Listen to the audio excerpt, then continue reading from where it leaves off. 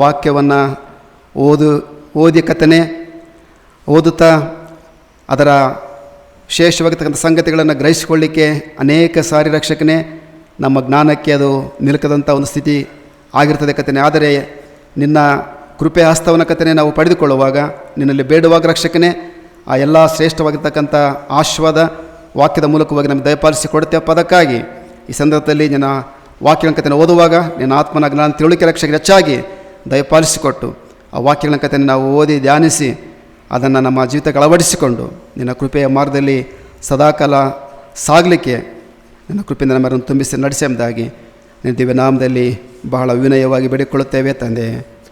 ಆಮೇನ್.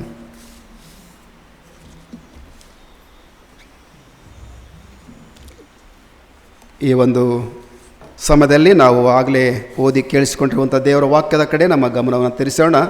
ಲೂಕನ ಬರೆದ ಸುವಾರ್ತೆ 14ನೇ ಅಧ್ಯಾಯದ ಒಂದು ವಚನವನ್ನು ನಿಮಗಾಗಿ ತಿರುಗಿ ನಾನಿಲ್ಲಿ ಓದಲಿಕ್ಕೆ ಇಷ್ಟಪಡ್ತೇನೆ.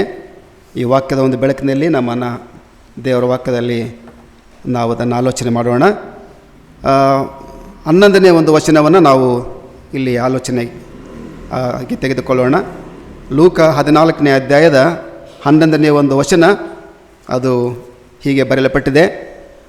ತನ್ನನ್ನು ಹೆಚ್ಚಿಸಿಕೊಳ್ಳುವ ಪ್ರತಿಯೊಬ್ಬನು ತಗ್ಗಿಸಲ್ಪಡುವನು, ತನ್ನನ್ನು ತಗ್ಗಿಸಿಕೊಳ್ಳುವವನು ಹೆಚ್ಚಿಸಲ್ಪಡುವನು ಅಂದನು ಎಂಬುವಂಥ ಮಾತು. ತನ್ನನ್ನು ಪ್ರತಿಯೊಬ್ಬನು ತಗ್ಗಿಸಲ್ಪಡುವನು, ತನ್ನನ್ನು ತಗ್ಗಿಸಿಕೊಳ್ಳುವವನು ಹೆಚ್ಚಿಸಲ್ಪಡುವನು ಎಂಬತಕ್ಕಂಥ ಈ ಶ್ರೇಷ್ಠವಾದಂಥ ಒಂದು ವಾಕ್ಯದ ಬೆಳಕಿನಲ್ಲಿ ಇಂದು ನಮ್ಮ ಧ್ಯಾನವನ್ನು ನಾವು ಕೇಂದ್ರೀಕರಿಸಿಕೊಳ್ಳೋಣ.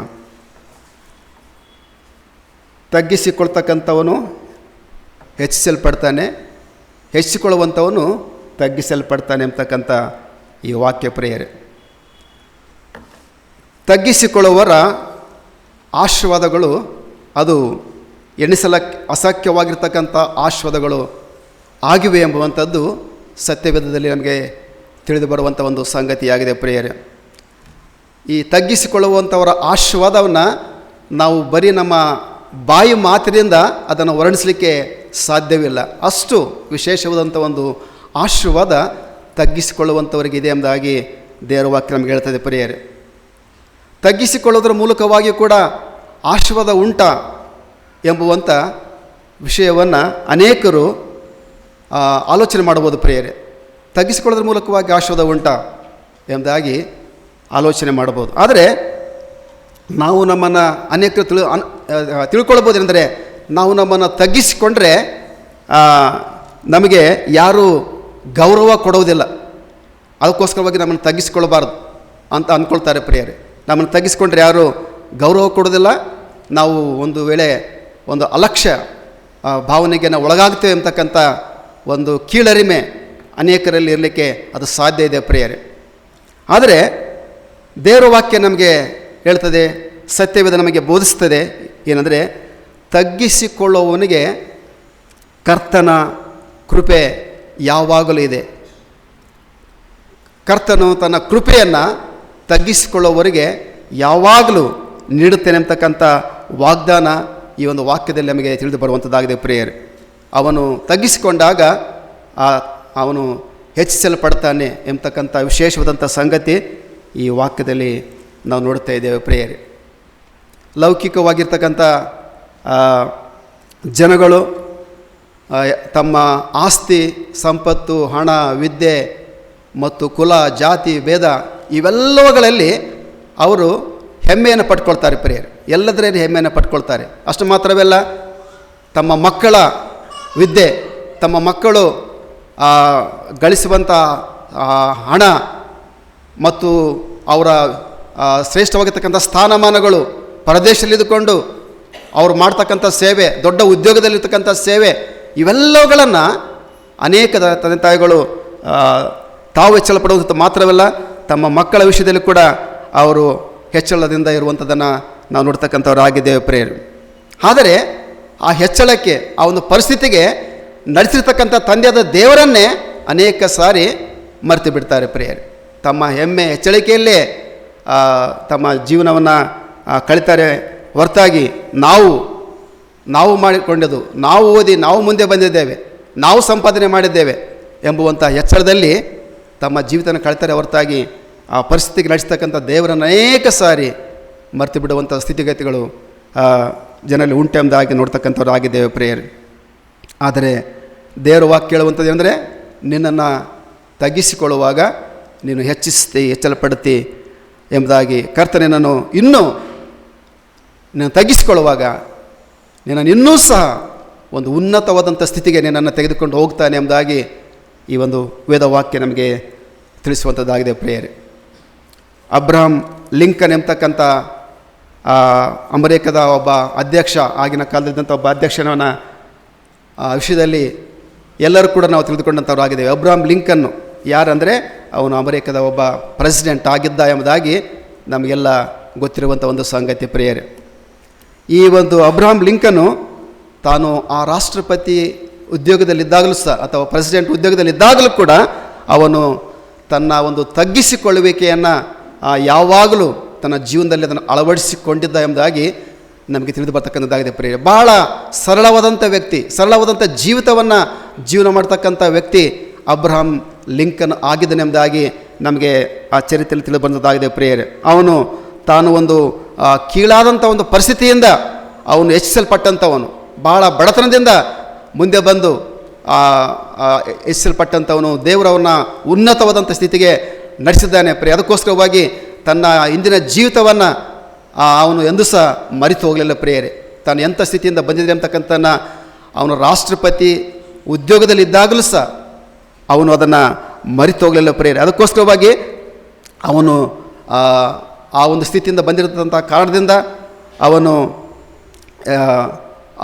ದೇವರ ಸನ್ನಿಧಾನದಲ್ಲಿ ತನ್ನ ಒಪ್ಪಿಸಿಕೊಟ್ಟದ್ರಿಂದ ಹೆಚ್ಚಿಸಲ್ಪಟ್ಟನೆಂಬುದಾಗಿ ನಾವು ನೋಡ್ತಕ್ಕಂಥವ್ರಾಗಿದ್ದೇವೆ ಪ್ರೇಯರೆ. ಅವನು ತಾನು ಕೀಳರಿಮೆ ಒಂದು ಪರಿಸ್ಥಿತಿಯಲ್ಲಿ ಹೆಚ್ಚಿಸಲ್ಪಟ್ಟಂಥ ಕಾರಣದಿಂದಾಗಿ, ಅವನು ಮರೆಯದ ಕಾರಣದಿಂದಾಗಿ ತಗ್ಗಿಸಿಕೊಳ್ಳುವವರಿಗೆ ಅಥವಾ ದಾಸತ್ವದಲ್ಲಿ ಇರ್ತಕ್ಕಂಥ ಜನರಿಗೆ ಅವನು ಒಂದು ವಿಶೇಷವಾಗಿರ್ತಕ್ಕಂಥ ಆಸಕ್ತಿಯನ್ನು ವಹಿಸಿ ಅವರನ್ನು ತನ್ನ ದಾಸತ್ವದಿಂದ ಬಿಡಿಸುವಂಥ ಸ್ಥಿತಿಗೆ ತೆಗೆದುಕೊಂಡು ಹೋಗಬೇಕೆಂಬತಕ್ಕಂಥ ಒಂದು ಮನಸ್ಸನ್ನು ಸಹ ಅವನು ಉಳ್ಳಂಥವನು ಆಗಿದ್ದನೆಂಬುದಾಗಿ ನಮಗೆ ತಿಳಿದು ಬರ್ತದೆ ಪ್ರಿಯರೇ. ಇಂಥ ಒಬ್ಬ ವ್ಯಕ್ತಿ ಒಂದು ಸಾರಿ ಈ ಅಬ್ರಹಾಂ ಲಿಂಕನ್ ಒಬ್ಬ ಸ್ನೇಹಿತ ಅವನ ಅಬ್ರಹಾಂ ಲಿಂಕನ ಮನೆಗೆ ಇದ್ದಕ್ಕಿದ್ದ ಹಾಗೆ ಅವನ ಮನೆಗೆ ಭೇಟಿ ಕೊಡಲಿಕ್ಕೆ ಹೋದಂತೆ. ಹೋದಾಗ ಈ ಅಬ್ರಹಾಂ ಲಿಂಕನು ಮನೆಯಲ್ಲಿ ಒಂದು ಕೋಣೆಯಲ್ಲಿ ಕುಳಿತುಕೊಂಡು ತನ್ನ ಶೂ ಪಾಲಿಷ್ ಮಾಡ್ಕೊಳ್ತಾ ಇದ್ದಂತೆ ಅಬ್ರಹಾಂ ಲಿಂಕನ್. ಆಗ ಅವನ ಸ್ನೇಹಿತ ಇದ್ದಕ್ಕಿದ್ದಾಗೆ ಹೋಗಿ ನೋಡ್ತಾನೆ, ಅವನ ಕೋಣೆಯಲ್ಲಿ ಕೂತ್ಕೊಂಡು ಶೂ ಪಾಲಿಷ್ ಮಾಡ್ಕೊಳ್ತಾ ಇದ್ದಾನೆ ಅಬ್ರಹಾಂ ಲಿಂಕನ್ನು. ಇದನ್ನು ನೋಡಿಬಿಟ್ಟು ಅವನ ಸ್ನೇಹಿತನಿಗೆ ಮನಸ್ಸಲ್ಲಿ ಅಂದ್ಕೊಂಡಂತ ಏನಂದರೆ, ಏನಪ್ಪ ಇವನು ಇಷ್ಟು US ಒಬ್ಬ ಪ್ರೆಸಿಡೆಂಟಾಗಿ ದೊಡ್ಡ ಉದ್ಯೋಗದಲ್ಲಿ ಹಿರಿಯಣ್ಣ ಅಂತ ಕರಿತೇವೆ ನಾವು ಅಮೆರಿಕ ದೇಶವನ್ನು, ಇಂಥ ಒಬ್ಬ ದೊಡ್ಡ ದೇಶಕ್ಕೆ ಹಿರಿಯಣ್ಣನಾಗ್ತಕ್ಕಂಥ ದೇಶಕ್ಕೆ ಒಬ್ಬ ಪ್ರೆಸಿಡೆಂಟ್ ಆಗಿದ್ದುಕೊಂಡು ಈತನೇನು ಶೂ ಪಾಲಿಷ್ ಮಾಡಿಕೊಂಡು ಒಂದು ಕೋಣೆಯಲ್ಲಿ ಕೂತ್ಕೊಂಡಿದ್ದಲ್ಲ ಎಂಬುದಾಗಿ ಮನಸ್ಸಿನಲ್ಲಿ ಅಂದುಕೊಂಡು ಬಿಟ್ಟು ಅಬ್ರಹಾಂ ಲಿಂಕನ ಬಳಿಗೆ ಹೋದಂತೆ ತನ್ನ ಸ್ನೇಹಿತ ಹೋಗಿ ಅಬ್ರಹಾಂ ಲಿಂಕನಿಗೆ ಕೇಳಿದಂತೆ ಏನಂದರೆ, ಲಿಂಕನ್, ಈ ಒಂದು ಉದ್ಯೋಗ ನೀನು ಯಾವಾಗಿಂದ ಪ್ರಾರಂಭ ಮಾಡಿದೆ? ಅಂದರೆ ಈ ಶೂ ಪಾಲಿಷ್ ಮಾಡುವಂಥ ಒಂದು ಉದ್ಯೋಗವನ್ನು ಯಾವಾಗಿಂದ ನಾನು ಪ್ರಾರಂಭ ಮಾಡಿದೆ ಅಂದಾಗಿ ತಮಾಷೆಗಾಗಿ ತನ್ನ ಸ್ನೇಹಿತ ಅಲ್ಲ ಆತನು, ಅದಕ್ಕೋಸ್ಕರವಾಗಿ ಇದನ್ನು ಯಾವಾಗಿಂದ ಪ್ರಾರಂಭ ಮಾಡಿದೆ ಎಂಬುದಾಗಿ ಕೇಳಿದ್ದಕ್ಕೆ ಅಬ್ರಹಾಂ ಲಿಂಕನ್ ಉತ್ತರ ಕೊಟ್ಟಂತೆ, ಇದನ್ನು ನಾನು ಈಗ ಪ್ರಾರಂಭ ಮಾಡಿದ್ದಲ್ಲ, ಈ ಉದ್ಯೋಗವನ್ನು ನನ್ನ ಬಾಲ್ಯಾವಸ್ಥೆಯಿಂದಲೇ ಇದನ್ನು ನಾನು ಮಾಡಿಕೊಂಡು ಬಂದಿದ್ದೇನೆ, ನನ್ನ ಕೆಲಸವನ್ನು ನಾನು ಮಾಡಿಕೊಂಡು ಬಂದಿದ್ದೇನೆ, ಬಾಲ್ಯಾವಸ್ಥೆ ಮಾಡಿಕೊಂಡು ಬಂದಿದ್ದೇನೆ. ಅದಕ್ಕೋಸ್ಕರವಾಗಿ ಅವನಿಗೆ ಹೇಳಿದಂತೆ, ತನ್ನ ಸ್ನೇಹಿತರಿಗೆ ಹೇಳಿದಂತೆ, ಬೇಕಾದರೆ ನಿನ್ನ ಶೂ ಕೂಡ ಬಿಚ್ಚಿಕೊಡು, ಅದನ್ನು ಕೂಡ ನಾನು ಪಾಲಿಷ್ ಮಾಡಿ ಕೊಡ್ತಾನಂತೆ. ನಗ್ನಗ್ತಾ ತನ್ನ ಸ್ನೇಹಿತನಿಗೆ ಆ ಮಾತನ್ನು ಹೇಳಿದಂತೆ ಪ್ರೇಯರ್. ನೋಡಿ, ಇಂಥ ಒಬ್ಬ ಪ್ರೆಸಿಡೆಂಟಲ್ಲಿ ಎಂಥ ಒಂದು ತಗ್ಗಿಸಿಕೊಳ್ಳುವಂಥ ಒಂದು ಸ್ವಭಾವ ಇತ್ತು ಎಂಬುದಾಗಿ ಈ ಮೂಲಕವಾಗಿ ನಮಗೆ ಕಂಡು ಬರುವಂಥದ್ದಾಗಿದೆ ಪ್ರೇಯರ್. ತಗ್ಗಿಸಿಕೊಳ್ಳುವಂಥ ಒಂದು ಸ್ವಭಾವ ನಮ್ಮಲ್ಲಿರಬೇಕೆಂಬುದಾಗಿ ದೇವರು ನಮಗೆ ಹೇಳ್ತಾನೆ ಪ್ರೇಯರೇ. ನಾವು ನಮ್ಮನ್ನು ತಗ್ಗಿಸಿಕೊಳ್ಳುವಾಗ ದೇವರು ನಮ್ಮನ್ನು ಹೆಚ್ಚಿಸ್ತಾನೆ, ತಗ್ಗಿಸಿಕೊಳ್ಳುವಾಗ ದೇವರು ನಮ್ಮನ್ನು ಹೆಚ್ಚಿಸ್ತಾನೆ ಪ್ರೇಯರೇ. ಆದರೆ ನಾವು ಉನ್ನತ ಸ್ಥಿತಿಯಲ್ಲಿರುವಾಗ ನಾವು ಹೆಮ್ಮೆಯಿಂದ ಗರ್ವದಿಂದ ಎಂದೂ ಸಹ ನಾವು ಇರಬಾರದೆಂಬುದಾಗಿ ಸಹ ದೇವರ ವಾಕ್ಯವನ್ನು ತಿಳಿಸಿಕೊಳ್ಳೋದಾಗಿದೆ ಪ್ರೇಯರ್. ತಗ್ಗಿಸಿಕೊಳ್ಳೋದ್ರಿಂದ ಬರುವಂಥ ಆಶೀರ್ವಾದಗಳು ಅನೇಕ ಇವೆ. ತಗ್ಗಿಸಿಕೊಳ್ಳೋದ್ರ ಮೂಲಕವಾಗಿ ಅನೇಕ ಆಶೀರ್ವಾದಗಳು ನಮಗೆ ಬರಲಿಕ್ಕಿವೆ ಪ್ರೇಯರೇ. ದೇವರ ಒಂದು ಸೇವಕರೊಬ್ಬರು ಈ ಒಂದು ತಗ್ಗಿಸಿಕೊಳ್ಳುವಂಥ ವಿಷಯದಲ್ಲಿ ಒಂದು ಮಾತನ್ನು ಅವರು ಹೇಳ್ತಾರೆ. ದೇವರ ಸೇವಕರೊಬ್ಬರು ಹೇಳ್ತಾರೆ, ಅಂದರೆ ಯಾವ ಮನುಷ್ಯನು ತನ್ನನ್ನು ತಗ್ಗಿಸಿಕೊಂಡು ಏಸು ಏಸು ಎಂಬುದಾಗಿ ಹೇಳಿಕೊಂಡು ಅವನು ಓಡುತ್ತಿರ್ತಾನೋ ಅವನು ತನ್ನ ಜೀವನದಲ್ಲಿ ತನ್ನ ಓಟವನ್ನು ಜಯದಿಂದ ಅವನು ಮುಗಿಸಲಿಕ್ಕೆ ಖಂಡಿತವಾಗಲೂ ಸಾಧ್ಯ ಎಂಬತಕ್ಕಂಥ ಮಾತನ್ನು ಒಬ್ಬ ದೈವ ಸೇವಕ ಹೇಳ್ತಾನೆ. ಪ್ರಿಯರೇ, ಏಸು ಎಂಬುದಾಗಿ ಹೇಳಿಕೊಳ್ಳುತ್ತಾ ತನ್ನ ತಗ್ಗಿಸಿಕೊಂಡು ತನ್ನ ಜೀವಿತದ ಓಟವನ್ನು ಯೇಸುವಿಗೋಸ್ಕರವಾಗಿ ಯೇಸುವಿನ ಹೆಸರಿನಲ್ಲಿ ಓಡುತ್ತಾ ಹೋಗುವುದಾದರೆ ಖಂಡಿತ ತನ್ನ ಜೀವನದಲ್ಲಿ ಭಾಳ ವಿಶೇಷವಾಗಿರ್ತಕ್ಕಂಥ ಒಂದು ಸಕ್ಸಸ್ಸನ್ನು ಅವನು ಕಾಣ್ತಾನೆ ಎಂಬುದಾಗಿ ಜಯದಿಂದ ತನ್ನ ಜೀವಿತವನ್ನು ಮುಗಿಸಲಿಕ್ಕೆ ಸಾಧ್ಯತೆ ಎಂಬತಕ್ಕಂಥದ್ದನ್ನು ಹೇಳ್ತಾನೆ. ಪ್ರಿಯ ದೇವಜನರೇ, ನೀನು ಪ್ರಾರ್ಥಿಸುವಾಗ ನಾವು ಪರಿಶುದ್ಧತೆಯಲ್ಲಿ ನಾವು ಹೆಚ್ಚಿಸಲ್ಪಡಬೇಕಾ? ಹಾಗಾದರೆ ಆತ್ಮಿಕ ಆಶೀರ್ವಾದಗಳನ್ನು ನಾವು ಹೊಂದಿಕೊಳ್ಳಬೇಕಾ? ಆತ್ಮಿಕ ಆಶೀರ್ವಾದ ಹೊಂದಿಕೊಂಡು ದೇವರ ಮುಂದೆ ಹೆಚ್ಚಿಸಲ್ಪಟ್ಟಾಗ ತಗ್ಗಿಸಿಕೊಳ್ಳುವಾಗ ಆ ತಗ್ಗಿಸಿಕೊಳ್ಳುವಂಥ ಒಂದು ಮನೋಭಾವನೆ ನಮ್ಮಲ್ಲಿ ಇರಬೇಕೆಂಬುದಾಗಿ ದೇವರ ವಾಕ್ಯ ನಮಗೆ ಭಾಳ ಸ್ಪಷ್ಟವಾಗಿ ತಿಳಿಸಿಕೊಳ್ತೇವೆ. ಪ್ರಿಯರೇ, ನಿನ್ನನ್ನು ನೀನು ತಗ್ಗಿಸಿಕೋ. ಶ್ರೇಷ್ಠ ಆಶೀರ್ವಾದಗಳು ನಿನಗೆ ಬೇಕಾಗಿದ್ದರೆ ನಿನ್ನನ್ನು ನೀನು ದೇವರ ಸನ್ನಿಧಾನದಲ್ಲಿ ತಗ್ಗಿಸಿಕೊಳ್ಳಬೇಕೆಂಬುದಾಗಿ ದೇವರ ವಾಕ್ಯ ಕರೆ ಕೊಡ್ತದೆ. ಪ್ರಿಯರೇ, ಕೆಲವರು ರಕ್ಷಣೆ ಹೊಂದಿದರೆ ಸಾಕು, ಅನ್ಯ ಭಾಷೆಯನ್ನು ಮಾತಾಡಿದರೆ ಸಾಕು, ಪವಿತ್ರಾತ್ಮನನ್ನು ಹೊಂದಿದರೆ ಸಾಕು, ಪ್ರವಾದನೆಯ ವರವನ್ನು ಹೊಂದಿದರೆ ಸಾಕು. ಇವೆಲ್ಲಗಳು ಹೊಂದುವಾಗ ಕೆಲವರಿಗೆ ಏನಂತಂದರೆ ಅವರ ಕೈಯನ್ನು ಹಿಡಿಯುವಂಥವ್ರು ಯಾರು ಇರೋದಿಲ್ಲ. ಪ್ರಿಯರೇ, ನಮಗೆಲ್ಲ ಸಿಕ್ಕಿತು, ವರಗಳು ಸಿಕ್ಬಿಟ್ಟಿದೆ ಅಂತ ಹೇಳ್ಬಿಟ್ಟು ಏನೇನೋ ಮಾಡ್ತಾರೆ. ಎಲ್ಲರೂ ಆ ರೀತಿಯಲ್ಲಿ ಅಂತ ನಾನು ಹೇಳ್ತಾ ಇಲ್ಲ ಪ್ರಿಯರೇ. ಆದರೆ ಇಂಥ ಕೃಪಾವರಗಳು ಅವರಿಗೆ ಕೊಡಲ್ಪಟ್ಟಾಗ ಅವರು ತಮ್ಮನ್ನು ಹೆಚ್ಚಿಕೊಳ್ಳಿಕ್ಕೆ ಪ್ರಾರಂಭ ಮಾಡ್ತಾರೆ ಪ್ರಿಯರೇ. ಅನೇಕರು, ಎಲ್ಲರೂ ಹೇಳ್ತಾ ಇಲ್ಲ ಪ್ರಿಯರೇ. ಅದಕ್ಕೋಸ್ಕರವಾಗಿ ಇಂಥವರ ವಿಷಯದಲ್ಲಿ ದೇವರು ಹೇಳ್ತಾನೆ, ಇಂಥವರನ್ನು ದೇವರು ಆಶೀರ್ವದಿಸಿ ಅವರನ್ನು ತನ್ನ ಸೇವೆಯಲ್ಲಿ ಉಪಯೋಗಿಸಿಕೊಳ್ಳಿಕ್ಕೆ ಅದು ಅಸಾಧ್ಯವಾದಂಥದ್ದು ಎಂಬುದಾಗಿ ಕೂಡ ದೇವರು ವಾಕ್ಯ ತಿಳಿದುವಂಥದ್ದೇ ಪ್ರಿಯರೇ. ಅದು ಸಾಧ್ಯವಿಲ್ಲ ಎಂಬತಕ್ಕಂಥದ್ದು ಮಾತನ್ನು. ಅದಕ್ಕೋಸ್ಕರವಾಗಿ ಸತ್ಯವೇದವು ನಮಗೆ ಹೇಳ್ತದೆ ಅಂದರೆ ದೇವರು ವಾಕ್ಯ ಹೇಳ್ತದೆ. ಮತ್ತಾಯನ ಬರೆದ ಸುವಾರ್ತೆ 5ನೇ ಅಧ್ಯಾಯ 3ನೇ ವಚನ ನಮಗೆ ಬೋಧಿಸ್ತದೆ. ಪ್ರಿಯರೇ, ಏನು ಬೋಧಿಸ್ತದೆ ನೋಡೋಣ ಸ್ವಲ್ಪ.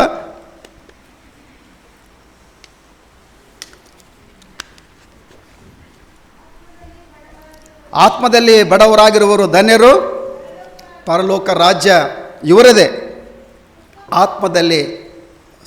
ಆತ್ಮದಲ್ಲಿ ಬಡವರಾಗಿ ತಗ್ಗಿಸಿಕೊಂಡು ಜೀವನ ಮಾಡುವಾಗ ನಾವು ಆ ಧನ್ಯತೆಯ ಸೌಭಾಗ್ಯಕ್ಕೆ ಸೇರ್ತೇವೆ.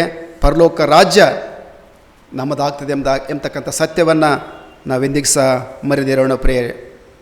ಸಾಧಾರಣವಾಗಿ ಮನುಷ್ಯರಿಗೆ ತಮ್ಮನ್ನು ತಗ್ಗಿಸಿಕೊಳ್ಳಿಕ್ಕೆ ಆಗೋದಿಲ್ಲ ಪ್ರಿಯರೇ. ನಮಗೆ ಸಿರಿ ಸಂಪತ್ತು ಬಂದಾಗ, ನಾವು ಮೇಲೆ ಕೆತ್ತಲ್ಪಟ್ಟಾಗ ನಮ್ಮನ್ನು ನಾವು ತಗ್ಗಿಸಿಕೊಳ್ಳುವಂಥದ್ದು ಬಹಳ ಕಡಿಮೆ ಪ್ರಿಯರೇ. ಭಾಳ ಜನರಲ್ಲಿ ಉನ್ನತ ಸ್ಥಿತಿಗೆ ಇದ್ದಾಗ ತಮ್ಮನ್ನು ತಗ್ಗಿಸಿಕೊಳ್ಳುವಂಥ ಸ್ವಭಾವ ಇರುವಂಥದ್ದು ಬಹಳ ಜನರಲ್ಲಿ ಅದು ಕಡಿಮೆ ಎಂಬುದಾಗಿ ಹೇಳಿದರೆ ತಪ್ಪಾಗಲಾರದು ಪ್ರಿಯರೇ. ಅದಕ್ಕೋಸ್ಕರವಾಗಿ ನಮ್ಮನ್ನು ನಾವು ತಗ್ಗಿಸಿಕೊಳ್ಳಿಕ್ಕೆ ನಾವು ಸಿದ್ಧರಿರೋದಿಲ್ಲ ಪ್ರಿಯರೇ. ಯಾಕಂದರೆ ಅವರಿಗೆ ಕೋಪ, ಹೆಮ್ಮೆ, ಗರ್ವ, ಅಹಂಕಾರ ಹೆಚ್ಚಾಗಿ ಬಂದುಬಿಡ್ತದೆ ಪ್ರಿಯರೇ. ಅದಕ್ಕೋಸ್ಕರವಾಗಿ ತಮ್ಮನ್ನು ತಗ್ಗಿಸಿಕೊಳ್ಳಿಕ್ಕೆ ಆಗೋದಿಲ್ಲ. ಸಿರಿ ಸಂಪತ್ತು ಬಂದಾಗ, ಆಶೀರ್ವಾದಕ್ಕೆ ನಡೆಸಲ್ಪಟ್ಟಾಗ ಆಗೋದಿಲ್ಲ ಪ್ರಿಯರೇ. ಇದಕ್ಕೆ ಕಾರಣ ಏನು? ಅವರು ತಗ್ಗಿಸಿಕೊಳ್ಳದಿರತಕ್ಕಂಥದ್ದಕ್ಕೆ ಕಾರಣ ಏನೆಂಬುದಾಗಿ ಹುಡುಕುವಾಗ ನಾವು ನೋಡ್ತೇವೆ, ಅದಕ್ಕೆ ಕಾರಣ ಸೈತಾನನೇ ಎಂಬುದಾಗಿ ನಾವು ಹೇಳ್ಬೋದು ಪ್ರಿಯರೇ.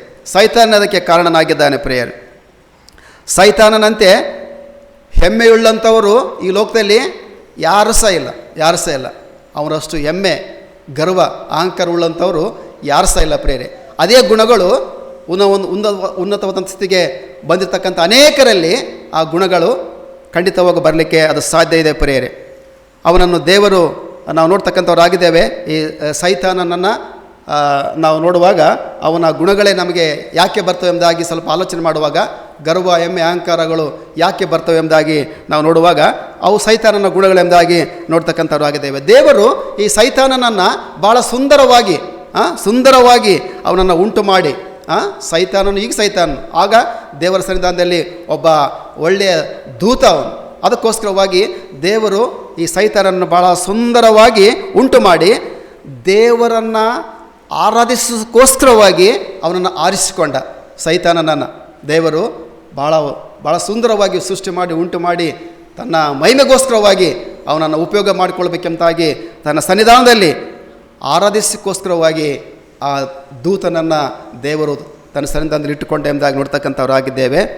ಹಾಗಾಗಿ ಅವನು ಆರಿಸಿಕೊಂಡಾಗ ಅವನು ತನ್ನ ಸೃಷ್ಟಿಕರ್ತನನ್ನೇ ತನ್ನನ್ನು ಸುಂದರವಾಗಿ ಉಂಟು ಮಾಡಿ ತನಗೆ ವಿಶೇಷವಾದಂಥ ಸ್ಥಾನಮಾನಗಳನ್ನು ಕೊಟ್ಟು ತನ್ನನ್ನು ಆರಿಸಲಿಕ್ಕಿಟ್ಟಂಥ ಆ ಸೃಷ್ಟಿಕರ್ತನನ್ನೇ ಅವನು ಮರೆತು ಬಿಡ್ತಾನೆ. ಮರೆತು ಬಿಟ್ಟು ದೇವರಿಗೆ ಏನು ಹೇಳ್ತಾನೆ ಗೊತ್ತಾ? ಸೈತಾನನು ತನ್ನನ್ನು ಸೃಷ್ಟಿ ಮಾಡಿ ಉಂಟು ಮಾಡಿರ್ತಕ್ಕಂಥ ದೇವರಿಗೆ ಅವನು ಏನು ಹೇಳ್ತಾನೆ ಗೊತ್ತಾ? ಯೆಶಾಯ ಪ್ರವಾದನೆಯ ಗ್ರಂಥ 14ನೇ ಅಧ್ಯಾಯ 13ರಿಂದ 15 ವಚನಗಳನ್ನು ಓದ್ರಿ ಯಾರಾದರೂ ನೋಡೋಣ. ಏನು ಹೇಳ್ತಾನೆ? ದೇವರ ಸನ್ನಿಧಾನದಲ್ಲಿ ಅವನನ್ನು ಆರಿಸಲಿಕ್ಕೆ ದೇವರು ಅವನು ಇಟ್ಟಾಗ, ಸುಂದರವಾಗಿ ಅವನು ಉಂಟು ಮಾಡಿ ಕೃಪೆಯನ್ನು ನೀಡಿ ಅಲ್ಲಿ ಇಟ್ಟಾಗ ದೇವರಿಗೆ ಎದುರು ಬಿದ್ದು ಮಾತನಾಡ್ತಾ ಇದ್ದಾನೆ. ಏನು ಹೇಳ್ತಾನೆ ಗೊತ್ತಾ ದೇವರಿಗೆ? ಓದೋಣ ಸ್ವಲ್ಪ. ಯೆಶಾಯ ಪ್ರವಾದನೆಯ ಗ್ರಂಥ 14ನೇ ಅಧ್ಯಾಯ 13, 14 ಮತ್ತು 15 ವಚನಗಳನ್ನು ನಾವು ಸ್ವಲ್ಪ ನೋಡೋಣ.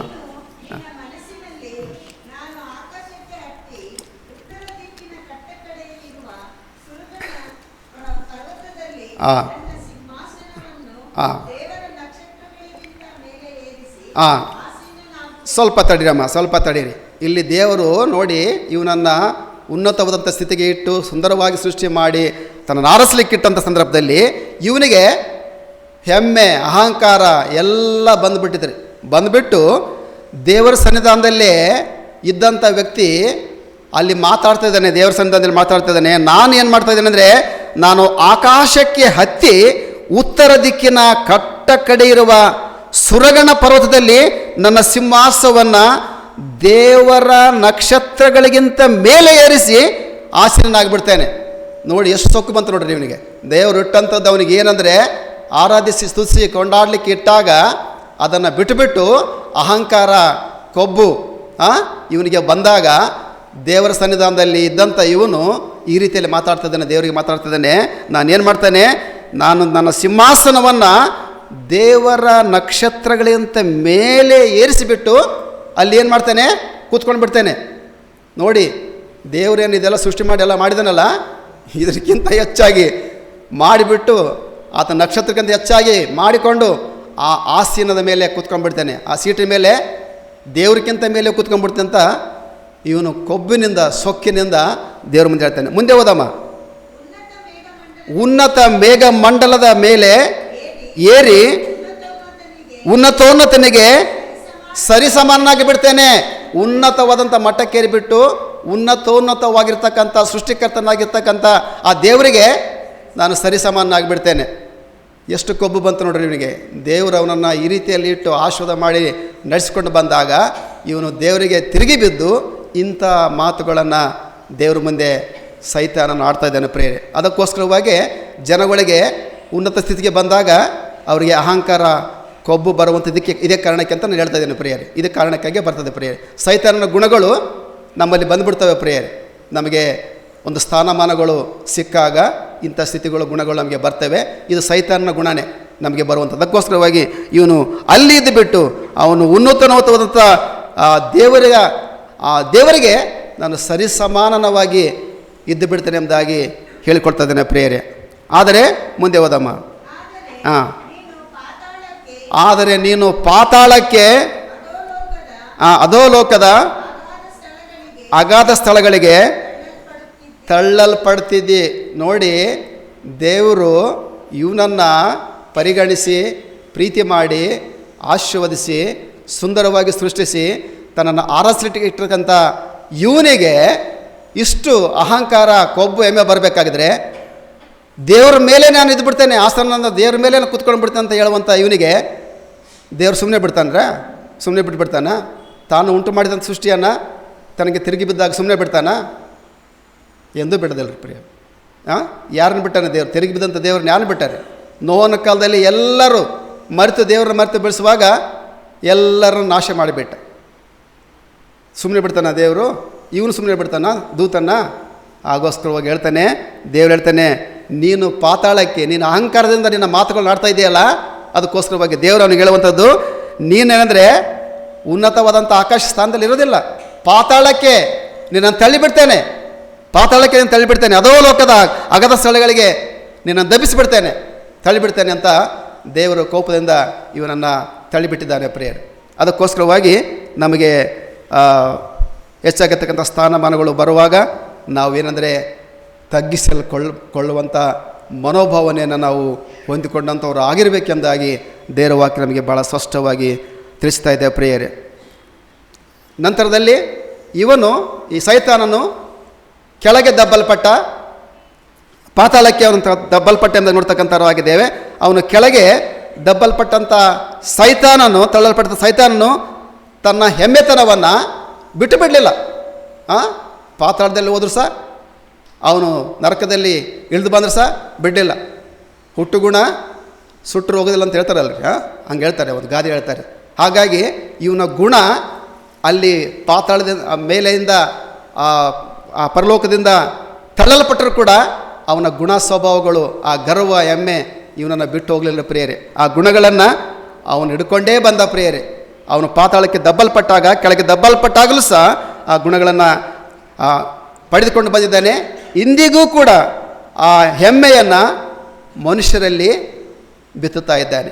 ಇಂದಿಗೂ ಏನು ಅವನು ಆ ಗುಣಗಳು ಹಿಡ್ಕೊಂಡು ಬಂದಲ್ಲ, ಆ ಗುಣಗಳನ್ನು ನಮ್ಮೆಲ್ಲರಲ್ಲಿ ಇಂದಿಗೂ ಸಹ ಬಿತ್ತುತ್ತಾನೇ ಇದ್ದಾನೆ, ಕೊಯ್ಕೊಳ್ತಾನೆ ಇದ್ದಾನೆ ನಮ್ಮಿಂದ. ಅದಕ್ಕೋಸ್ಕರವಾಗಿ ಇಂಥ ಅಹಂಭಾವಕ್ಕೆ ಬರುವಂಥದ್ದು ನಮಗೆ ಸಹಜ ಪರ್ವ. ಕೆಲವರು ತಮ್ಮ ಒಂದು ಜ್ಞಾನ, ವಿದ್ಯೆ, ಹೊಗಳಿಕೆ ಇವುಗಳನ್ನು ಕುರಿತು ಹೆಮ್ಮೆಯಿಂದ ನನಗೆ ಎಲ್ಲ ದೇವರು ಕೊಟ್ಟಿದ್ದಾನೆ, ಎಲ್ಲ ನನಗೆ ಗೊತ್ತುಂಟು, ಲೋಕದ ಎಲ್ಲ ಸಂಗತಿಗಳು ನನಗೆ ಗೊತ್ತುಂಟು ಎಂಬುದಾಗಿ ಹೇಳಿಕೊಂಡು ಯೇಸು ಕ್ರಿಸ್ತನನ್ನು ಅನೇಕರು ಅಂಗೀಕರಿಸಿಕೊಳ್ಳುವಂಥ ಸ್ಥಿತಿ ಉಂಟಾಗಿದೆ ಪ್ರಿಯರೇ. ಕ್ರಿಸ್ತ ನಮಗೇನು ಬೇಕಾಗಿಲ್ಲ, ನಾವು ಎಲ್ಲವನ್ನು ಪಡ್ಕೊಂಡಿದ್ದೇವೆ ಎಂಬುದಾಗಿ ಹೇಳಿಕೊಂಡು ಕ್ರಿಸ್ತನನ್ನು ತಮ್ಮ ಜೀವನದಲ್ಲಿ ಅಂಗೀಕರಿಸಿಕೊಳ್ಳೋದಕ್ಕೆ ಹಿಂಜರಿಯುವಂಥ ಸಂಗತಿಗಳು ಕೂಡ ಅನೇಕರಲ್ಲಿ ಇದೆ ಎಂಬುದಾಗಿ ನಾವು ತಿಳಿದುಕೊಳ್ಳುವಂಥರಾಗಿದ್ದೇವೆ ಪ್ರಿಯರೇ. ಅದಕ್ಕೋಸ್ಕರವಾಗಿ ಪ್ರಿಯ ದೇವಜನರೇ, ನೀನು ನಿನ್ನ ಜೀವಿತದಲ್ಲಿ ದೇವರು ನಿನ್ನ ಜೀವನದಲ್ಲಿ ಮಾಡಿದಂತೆಲ್ಲ ಆಶೋದಕ್ಕೋಸ್ಕರವಾಗಿ ಉತ್ತಮ ಸ್ಥಾನಮಾನಗಳ ವಿಷಯದಲ್ಲಿ ನೀನು ಹೆಮ್ಮೆ ಪಟ್ಟುಕೊಳ್ಬೇಡ. ಹೆಮ್ಮೆ ಪಟ್ಟುಕೊಂಡು ಅಹಂಕಾರ, ಗರ್ವದಿಂದ ಇರುವಂಥ ಸ್ಥಿತಿಗೆ ನೀನು ಮುಟ್ಟಬೇಡ ಪ್ರಿಯರೇ. ನಿನ್ನನ್ನು ತಗ್ಗಿಸಿಕೊಂಡು ಅದರಿಂದ ಬರುವಂಥ ಆಶೀರ್ವಾದವನ್ನು ದೇವರ ಮೂಲಕವಾಗಿ ಹೊಂದಿಕೋ ಎಂಬುದಾಗಿ ವಾಕ್ಯದ ಮೂಲಕವಾಗಿ ನಿಮ್ಮನ್ನು ಕರೆಕೊಡ್ತೇನೆ ಪ್ರಿಯರೇ. ಯೇಸುವನ್ನು ನೋಡಿ ತಗ್ಗಿಸಿಕೊಳ್ಳುವಿಕೆಯನ್ನು ನಮ್ಮ ಜೀವನದಲ್ಲಿ ನಾವು ಕಲಿತುಕೊಳ್ಳಬೇಕಾಗಿದೆ ಪ್ರಿಯರೇ. ಯೇಸುವಿನ ಜೀವಿತವನ್ನು ನಾವು ಆಧಾರವಾಗಿಟ್ಟುಕೊಂಡಂಥವರಾಗಿ ನಾವು ತಗ್ಗಿಸಿಕೊಳ್ಳುವಂಥ ಆ ಸ್ವಭಾವವನ್ನು ನಮ್ಮ ಜೀವನದಲ್ಲಿ ನಾವು ಅಳವಡಿಸಿಕೊಳ್ಬೇಕು ಪ್ರಿಯರೇ. ಆತನು ದೇವ ಸ್ವರೂಪನು, ಲೋಕವನ್ನು ಸೃಷ್ಟಿ ಮಾಡ್ತಕ್ಕಂಥ ಕರ್ತನು ಆತನಾಗಿದ್ದನು. ಸತ್ಯವೇದವು ಹೇಳ್ತದೆ ಏನಂದರೆ ಯೇಸು ಕ್ರಿಸ್ತನ ತಗ್ಗಿಸುವ ಕುರಿತಾಗಿ ಭಾಳ ಸುಂದರವಾದಂಥ ಒಂದು ವಾಕ್ಯವನ್ನು ನೋಡ್ತೇವೆ ಪ್ರಿಯರೇ. ಫಿಲಿಪ್ಪಿಯವರಿಗೆ ಬರೆದ ಪತ್ರಿಕೆ 2ನೇ ಅಧ್ಯಾಯ 6-8 ವಚನಗಳನ್ನು ನಾವು ನೋಡುವಾಗ ಆತನ ತಗ್ಗಿಸಿಕೊಳ್ಳುವಿಕೆ ಅದು ಎಷ್ಟಿತ್ತು ಎಂಬುದಾಗಿ ನಮಗೆ ಭಾಳ ಸ್ಪಷ್ಟವಾಗಿ ತಿಳಿತದೆ ಪ್ರಿಯರೇ. ಫಿಲಿಪ್ಪಿಯವರಿಗೆ ಬರೆದ ಪತ್ರಿಕೆ 2ನೇ ಅಧ್ಯಾಯ 6-8 ವಚನಗಳನ್ನು ಯಾರಾದರೂ ನಮ್ಮಲ್ಲಿ ಓದ್ಬೋದು ಪ್ರಿಯರೇ.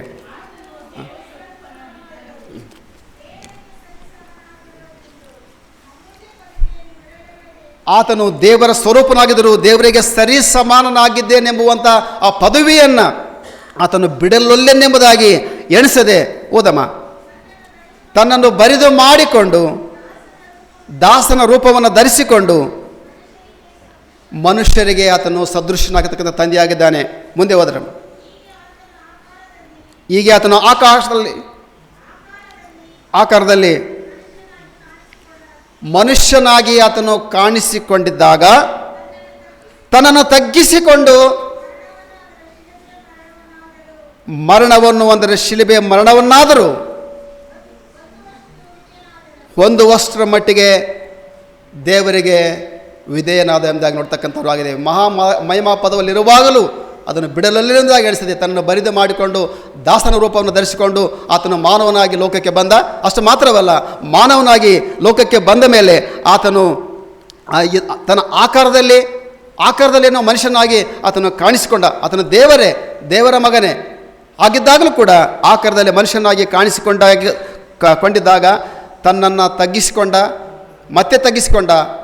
ತಗ್ಗಿಸಿಕೊಂಡು ಆತನು ಆ ಪರಲೋಕದ ಮಹಿಮೆಯನ್ನು ಬಿಟ್ಟು ತಗ್ಗಿಸಿಕೊಂಡು ಭೂಲೋಕಕ್ಕೆ ಬಂದಿದ್ದಾನೆ. ಭೂಲೋಕಕ್ಕೆ ಬಂದ ಮೇಲೆ ಕೂಡ ಇನ್ನೂ ಮತ್ತು ತನ್ನನ್ನು ತಾನು ಹೆಚ್ಚಾಗಿ ತಗ್ಗಿಸಿಕೊಂಡು ನಾವು ನೋಡ್ತೇವೆ ಮರಣವನ್ನು, ಅಂದರೆ ಶಿಲುಬೆಯ ಮರಣವನ್ನು ಹೊಂದುವಷ್ಟರ ಮಟ್ಟಿಗೆ ಆತನು ವಿಧೇಯನಾಗಿಬಿಟ್ಟ.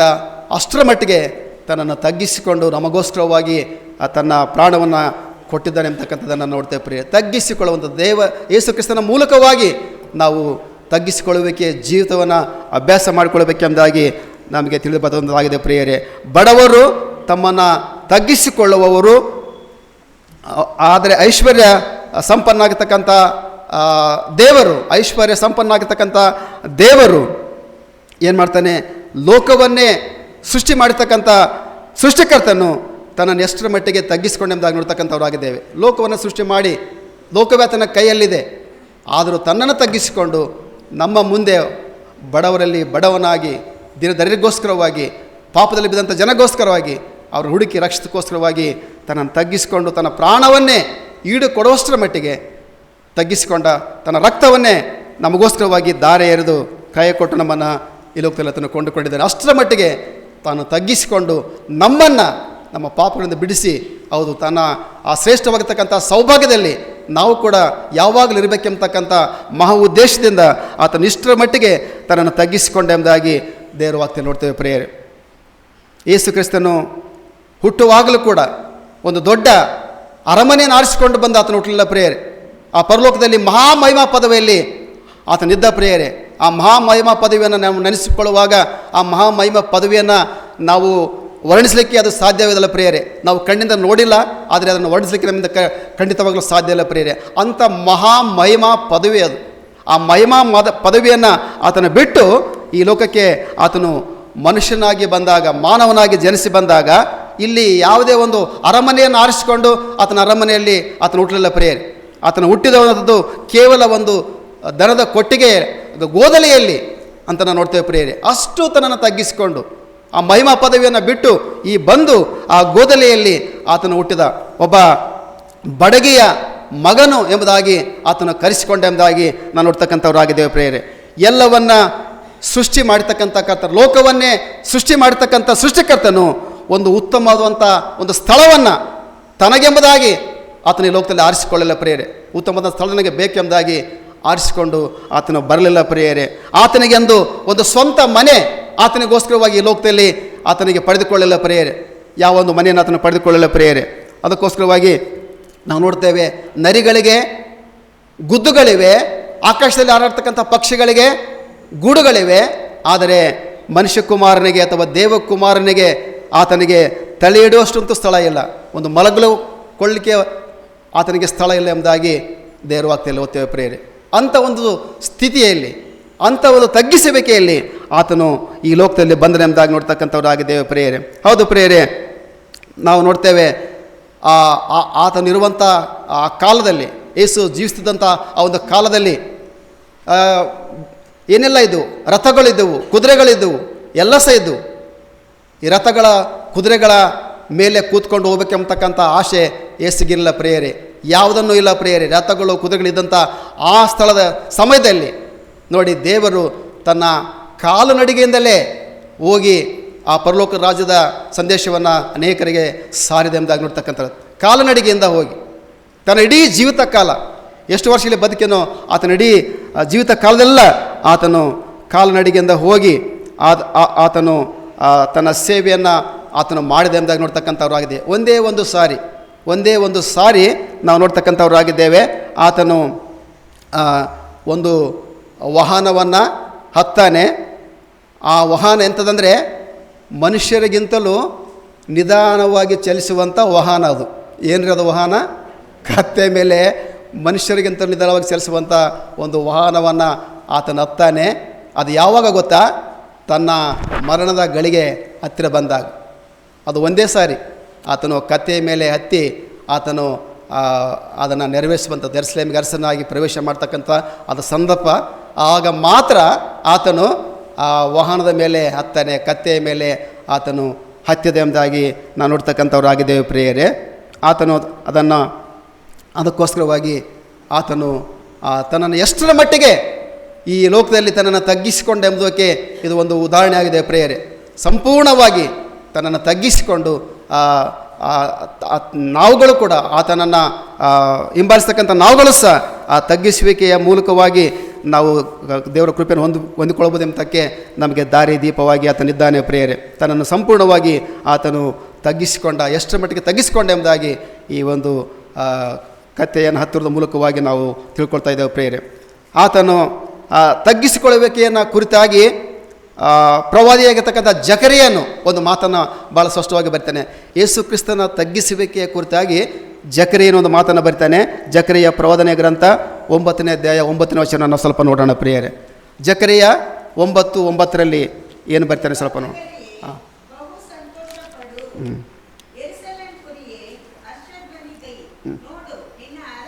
ನೋಡು, ನಿನ್ನ ಅರಸು ನಿನ್ನ ಬಳಿಗೆ ಬರ್ತಾ ಇದ್ದಾನೆ. ಆತನು ನ್ಯಾಯವಂತನು, ಸುರಕ್ಷಿತನು, ಶಾಂತ ಗುಣವುಳ್ಳವನು ಆಗಿಯೂ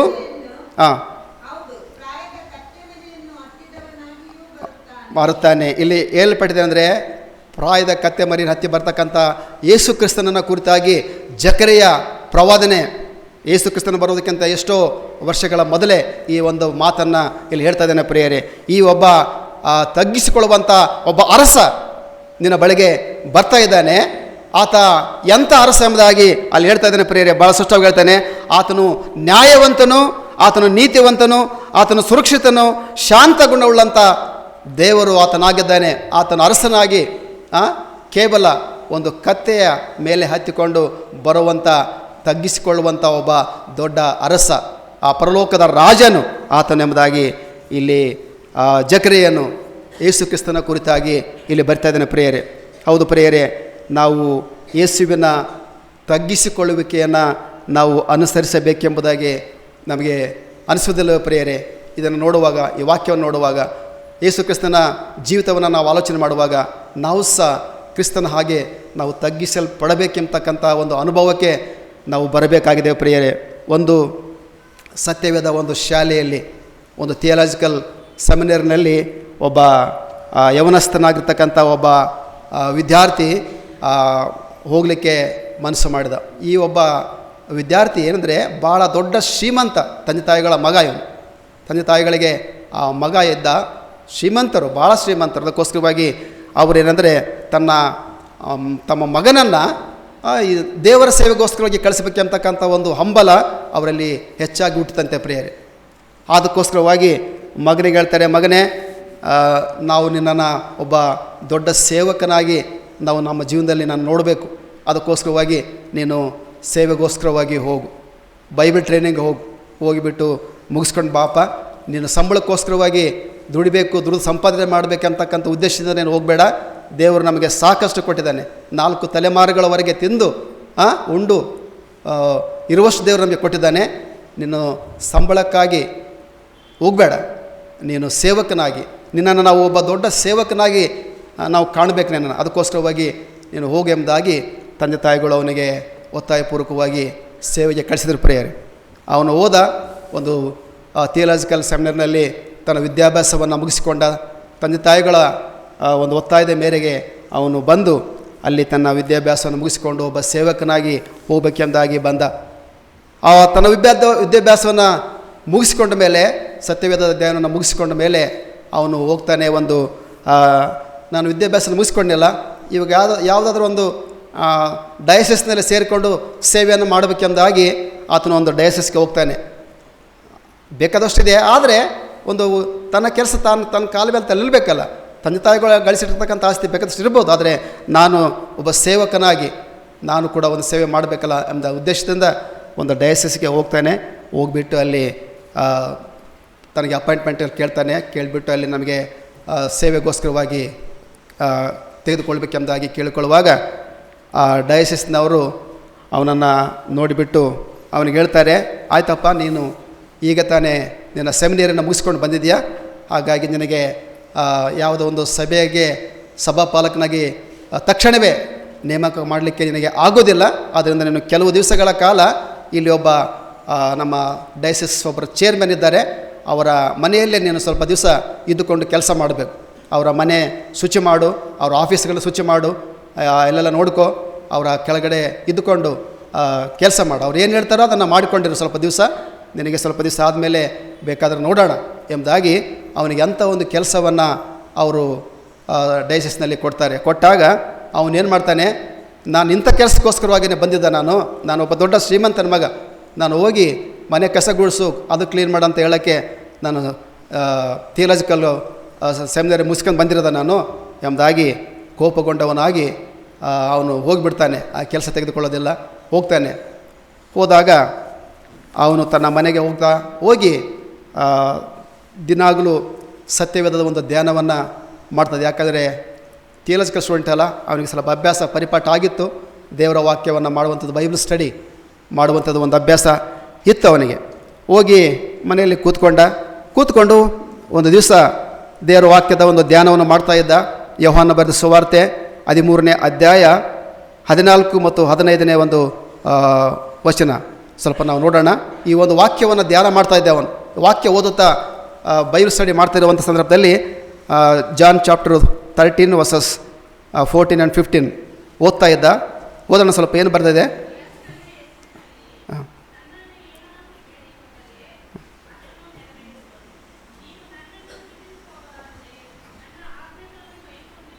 ನೀವು ನನ್ನನ್ನು ಪ್ರೀತಿಸುವ ಅದರ ಆಜ್ಞೆಗಳನ್ನು ಕೈಕೊಂಡು ನಡೀತೀರಿ.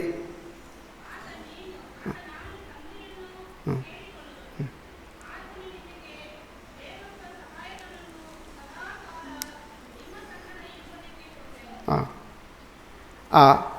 13ನೇ ಅಧ್ಯಾಯ ಯೋಹಾನ 14 ಮತ್ತು 15 ವಚನ ಓದ್ರಮ್ಮ.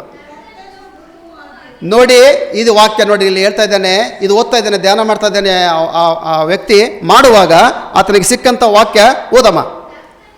ಕರ್ತನು ಗುರು ಆಗಿರುವ ನಾನು ನಿಮ್ಮ ಕಾಲುಗಳನ್ನು ತೊಳೆದಿರಲಾಗಿ ನೀವೂ ಸಹ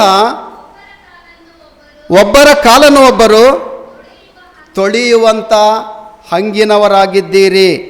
ನೋಡಿ, ಕರ್ತನು ಗುರುವು ಆಗಿರುವಂಥ ನಾನು, ಯೇಸು ಸ್ವಾಮಿ ತಾನೇ ಒಂದು ಮಾತನ್ನು ಹೇಳ್ತಾ ಇದ್ದಾನೆ.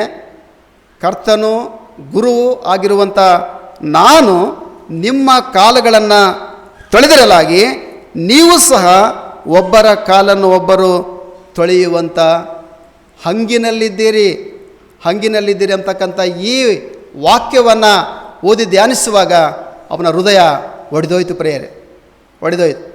ವಾಕ್ಯವನ್ನು ಮೊದಲು ಯಾವಾಗ ಓದಿರ್ಬೋದು, ಆದರೆ ಈಗ ಸ್ಟಡಿ ಮಾಡ್ತಾ ಇದ್ದಾನೆ. ಮಾಡುವಾಗ ಈ ವಾಕ್ಯ ಅವನಿಗೆ ಬಹಳವಾಗಿ ಮನಸ್ಸಿಗೆ ಸುಚಿತು. ಪ್ರೇಯರೆ, ಅದಕ್ಕೋಸ್ಕರವಾಗಿ ಈ ವಾಕ್ಯವನ್ನು ಓದಿ ಧ್ಯಾನಿಸುವಾಗ ಅವನು ಕಣ್ಣೀರನ್ನು ಸುರಿಸಿ, ಗುರುವು ಮತ್ತು ಕರ್ತನು ಆಗಿರುವಂಥ ನಾನು ನಿಮ್ಮ ಕಾಲುಗಳನ್ನು ನಾನು ತೊಳೆದಿರಲಾಗಿ ನೀವು ಸಹ ಇನ್ನೊಬ್ಬರ ಕಾಲನ್ನು ತೊಳೆಯುವಂಥ ಹಂಗಿನಲ್ಲಿ ನೀವಿದ್ದೀರಿ. ಅದಕ್ಕೋಸ್ಕರವಾಗಿ ಈ ಮಾತನ್ನು ಅವನು ಧ್ಯಾನಿಸಿ ಆಲಿಸಿ ಕಣ್ಣೀರು ಸುರಿಸಿ ಅವನ ಹೃದಯದಲ್ಲಿ ಈ ವಾಕ್ಯ ಅದು ಮಾತಾಡಿದಾಗ ಪ್ರಿಯರೇ, ತಿರುಗಿ ಅವನು ಹೋಗಿ ತನ್ನನ್ನು ನಿನ್ನ ದೇವರ ಸನ್ನಿಧಾನದಲ್ಲಿ ಮೊಳಕಾಲೂರಿ ಪ್ರಾರ್ಥನೆ ಮಾಡಿ, ದೇವರೇ ನಿನ್ನ ತಗ್ಗಿಸಿಕೊಳ್ಳುವಿಕೆಯನ್ನು ನನಗೂ ಸಹ ಈ ದಿವಸದಲ್ಲಿ ದಯಪಾಲಿಸಿಕೊಡಪ್ಪ ಎಂಬುದಾಗಿ ದೇವರ ಮುಂದೆ ತನ್ನ ಅಂಗಲಾಚಿ ಅವನು ಪ್ರಾರ್ಥನೆ ಮಾಡ್ತಾನೆ. ಪ್ರಿಯರೇ, ತಗ್ಗಿಸಿಕೊಳ್ಳುವಂಥ ಹೃದಯವನ್ನು ನನಗೆ ದಯಪಾಲಿಸಿಕೊಡು ಎಂಬುದಾಗಿ ಅವನು ಬೇಡಿಕೊಂಡೆಂಬುದಾಗಿ ಪ್ರಿಯರೇ, ಅಂದಿನಿಂದ ಆ ಯವನಸ್ಥನಾಗಿರ್ತಕ್ಕಂಥ ಆ ದೈವ ಸೇವಕ ತನಗೆ ಏನು ಕೆಲಸ ಕೊಡ್ತಾರೋ ಚಿಂತೆ ಇಲ್ಲ, ಹೋಗಿ ಮಾಡೋಣ ಎಂಬುದಾಗಿ ಹೇಳ್ಕೊಂಡು ಹೋಗಿ ಆ ಒಂದು ಕೆಲಸದಲ್ಲಿ ಅವನು ಮುಂದುವರಿದ. ಅವನಿಗೆ ಕೊಟ್ಟಂಥ ಕೆಲಸದಲ್ಲಿ ಮುಂದುವರಿದು ಅದರಲ್ಲಿ ತನ್ನನ್ನು ತಗ್ಗಿಸಿಕೊಂಡು ದೇವರ ಮುಂದೆ ತನ್ನ ಒಪ್ಪಿಸಿಕೊಟ್ಟು ಜೀವಿಸುವಾಗ ಅವನು ಒಬ್ಬ ದೊಡ್ಡ ಸೇವಕನಾಗಿ ಅವನು ರೂಪಾಂತರಗೊಂಡಿರ್ತಕ್ಕಂಥ ವಿಷಯ ನಮಗೆ ತಿಳಿದುಬರುವಂಥದ್ದಾಗಿದೆ ಪ್ರಿಯರೇ. ಹೌದು ಪ್ರಿಯರೇ, ಈ ಒಂದು ಕಾರಣದಿಂದಾಗಿ ಆ ತಗ್ಗಿಸಿಕೊಳ್ಳುವಿಕೆಯ ಮನಸ್ಸನ್ನು ನಾವು ಹೊಂದಿಕೊಳ್ತಕ್ಕಂಥವ್ರು ನಾವಾಗಿರಬೇಕು. ತಗ್ಗಿಸಿಕೊಳ್ಳುವಿಕೆಯು ಯೇಸು ಕ್ರಿಸ್ತನ ಹೆಜ್ಜೆಯ ಜಾಡನ್ನು ಹಿಂಬಾಲಿಸಿಕೊಂಡು ನಡೆಯುವಂಥದ್ದಾಗಿದೆ ಪ್ರಿಯರೇ. ತಗ್ಗಿಸಿಕೊಳ್ಳುವಿಕೆ ಆ ಆಶೀರ್ವಾದಕ್ಕೆ ನಮ್ಮ ನಡೆಸುವಂಥದ್ದಾಗಿದೆ ಪ್ರಿಯರೇ. ಯೇಸು ಕ್ರಿಸ್ತನು ಹೇಳಿದಂಥ ಒಂದು ಮಾತನ್ನು ನಾವು ಕೊನೆಯದಾಗಿ ಹೇಳಿ ನಾನು ಮುಗಿಸ್ತೇನೆ. ಕ್ರಿಸ್ತನು ತಾನೇ ಕೊನೆಯದಾಗಿ ಒಂದು ಮಾತನ್ನು ನಮಗೆ ಹೇಳ್ದಾನೆ, ಅದನ್ನು ನಾನು ಕೊನೆಯದಾಗಿ ಹೇಳಿ ಮುಗಿಸ್ತೇನೆ. ಆ ಮಾತು ಏನೆಂಬುದಾಗಿ ಹೇಳುವಾಗ ಮತ್ತಾಯನ ಬರೆಸುವಾರ್ತೆ 11ನೇ ಅಧ್ಯಾಯ 29ನೇ ವಚನದಲ್ಲಿ ಸ್ವಾಮಿ ಹೇಳ್ತಕ್ಕಂಥ ಒಂದು ಮಾತನ್ನು ನಾವು ಕೇಳಿಸಿಕೊಂಡು ಆ ದೇವರ ವಾಕ್ಯವನ್ನು ನಾವು ಮುಕ್ತಾಯಗೊಳಿಸಿಕೊಳ್ಳೋಣ ಪ್ರಿಯರೇ. ಏನು ಹೇಳ್ತಾನೆ ಯೇಸು? ಮತ್ತಾಯ 11ನೇ ಅಧ್ಯಾಯ 29ನೇ ವಚನ.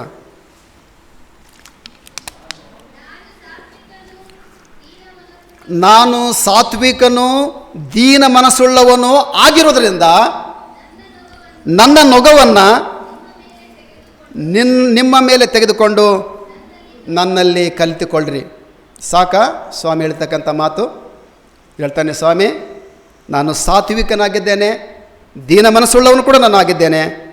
ಆದ್ದರಿಂದ ನನ್ನ ಸಾತ್ವಿಕವಾದಂಥ ಮನಸ್ಸನ್ನು ನೀವು ಕೂಡ ಅಂಗೀಕರಿಸಿಕೊಂಡು ತೆಗೆದುಕೊಂಡು ನನ್ನ ನೊಗವನ್ನು ನಿಮ್ಮ ಮೇಲೆ ತೆಗೆದುಕೊಂಡು ನನ್ನಲ್ಲಿ ಕಲಿತುಕೊಳ್ಳ್ರಿ. ಕಲಿತುಕೊಂಡು ಈ ತಗ್ಗಿಸಿಕೊಳ್ಳುವಂಥ ಸ್ವಭಾವದಿಂದ ಉನ್ನತವಾದ ಸ್ಥಿತಿಗೆ ನೀವು ಮೇಲೆ ಬರ್ತೀರಿ. ನಾನು ನಿಮ್ಮನ್ನು ಆ ಸ್ಥಿತಿಗೆ ತೆಗೆದುಕೊಂಡು ಬರ್ತೀನಿ ಅಂತಕ್ಕಂಥ ಆ ಶ್ರೇಷ್ಠವಾದಂಥ ಮಾತನ್ನು ಸ್ವಾಮಿ ತಾನು ನಮಗೆ ತಿಳಿಸಿಕೊಟ್ಟಿದ್ದಾನೆ ಪ್ರಿಯರೇ. ತಗ್ಗಿಸಿಕೊಳ್ಳುವಿಕೆಯನ್ನು ಯೇಸು ಕ್ರಿಸ್ತನಿಂದ ಮಾತ್ರ ನಾವು ಕಲಿತುಕೊಳ್ಳಲಿಕ್ಕೆ ಸಾಧ್ಯ ಇದೆ ಪ್ರಿಯರೇ. ಅದನ್ನು ನಾವು ಕಲಿತುಕೊಳ್ಳೋಣ, ಅಭ್ಯಾಸ ಮಾಡಿಕೊಳ್ಳೋಣ, ನಮ್ಮ ಜೀವನದಲ್ಲಿ ಅದನ್ನು ಅಳವಡಿಸಿಕೊಳ್ಳೋಣ.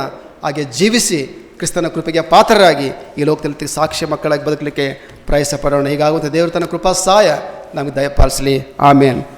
ಪ್ರಾರ್ಥನೆ ಮಾಡೋಣ. ಪ್ರೀತಿ ಸ್ವರೂಪನಾಗಿರುವಂಥ ದೇವರೇ, ನಿನ್ನ ಜೀವಳ ವಾಕ್ಯಕ್ಕಾಗಿ ನಿನಗೆ ಸ್ತೋತ್ರ ಸಲ್ಲಿಸ್ತಕ್ಕಂಥವ್ರು ಆಗಿದ್ದೇವೆ. ನಮ್ಮನ್ನು ನಾವು ತಗ್ಗಿಸಿಕೊಳ್ಳಬೇಕು. ತಗ್ಗಿಸಿಕೊಳ್ಳೋದ್ರ ಮೂಲಕವಾಗಿ ನಾವು ಹೆಚ್ಚಿಸಲ್ಪಡುತ್ತೇವೆ ಎಂಬತಕ್ಕಂಥ ಶ್ರೇಷ್ಠವಾದಂಥ ಈ ವಾಕ್ಯವನ್ನು ರಕ್ಷಕನಿಂದ ನಮಗೋಸ್ಕರವಾಗಿ ಇಟ್ಟಿದ್ಯಪ್ಪ. ಅದಕ್ಕಾಗಿ ನಿನಗೆ ಸ್ತೋತ್ರ ಸಲ್ಲಿಸ್ತಕ್ಕಂಥವ್ರು ಆಗಿದ್ದೇವೆ. ನಿನ್ನ ತಗ್ಗಿಸಿಕೊಳ್ಳುವಂಥ ಮನಸ್ಸನ್ನು, ತಗ್ಗಿಸಿಕೊಳ್ಳುವಂಥ ಸ್ವಭಾವವನ್ನು, ಗುಣಗಳನ್ನು ನಮಗೂ ಕೂಡ ಇವತ್ತಿನ ದಿವಸದಲ್ಲಿ ನಮಗೆ ಅನುಗ್ರಹಿಸಿಕೊಡು. ನಾವು ನಮ್ಮನ್ನು ತಗ್ಗಿಸಿಕೊಂಡು ನಿನ್ನ ಹೆಚ್ಚಿಸ್ತಾ ರಕ್ಷಕನೇ, ನಿನ್ನ ಕೃಪೆಯ ನೆರಳಲ್ಲಿ ಸದಾಕಾಲ ನಾವು ಬಾಳಿ ಬದುಕಿ ನಿನ್ನ ದಿವಾಶದಕ್ಕೆ ಸದಾಕಾಲ ಪಾತ್ರರಾಗಿ ಮುಂದೆ ಸಾಗುವಂಥ ಕೃಪೆಗೆ ನಮ್ಮೆಲ್ಲರನ್ನ ಈ ಲೋಕದಲ್ಲಿ ಮುನ್ನಡೆಸಿ ಎಂಬುದಾಗಿ ನಿನ್ನ ದಿವ್ಯನಾಮದಲ್ಲಿ ಬಹಳ ವಿನಯವಾಗಿ ಬೇಡಿಕೊಳ್ಳುತ್ತೇವೆ ತಂದೆ. ಆಮೇನ್.